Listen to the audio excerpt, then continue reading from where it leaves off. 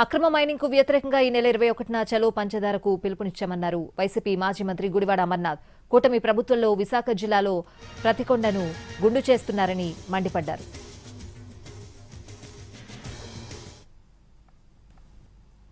అందరం కూడా పార్టీ నాయకత్వం అంతా కూడా కలిసి నిర్ణయం తీసుకొని రేపు 21వ తారీఖున మంగళవారం ఉమ్మడి విశాఖపట్నం జిల్లాలో ఉన్నటువంటి నాయకత్వం, పార్టీ నాయకులు, కార్యకర్తలు అందరూ కూడా చలో పంచదారుల కార్యక్రమం చేపట్టాలని చెప్పి కూడా నిర్ణయం తీసుకోవడం జరిగింది.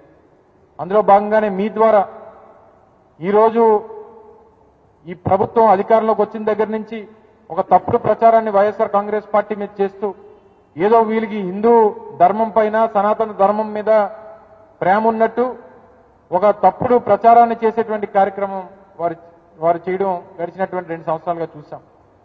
ఈరోజు ఒక పక్క సింహాచలం కొండను తవ్వేస్తా ఉన్నారు, ఈరోజు పంచదారుల కొండను తవ్వేస్తా ఉన్నారు.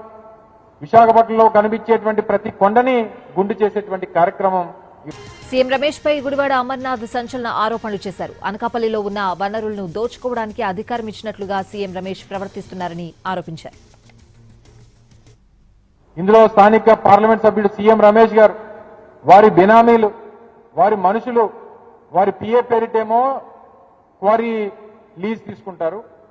ఆ పిఏ గారేమో ఓనర్ గారి కంపెనీకి ఏమో మట్టి తోలుతూ ఉంటారు. ఇది అక్కడ జరుగుతున్నటువంటి కార్యక్రమం. అంటే అడ్డగోలుగా మీకు పార్లమెంట్ సభ్యుడిగా ప్రజలు ఓట్లేసినందుకు అనకాపల్లి ప్రాంతంలో ఉన్నటువంటి వనరులన్నింటినీ కూడా దోచుకునేటువంటి దానికి మీకు ఏదో బ్లాంక్ చెక్ ఇచ్చినట్టుగా వారు ప్రవర్తిస్తూ ఉన్నారు.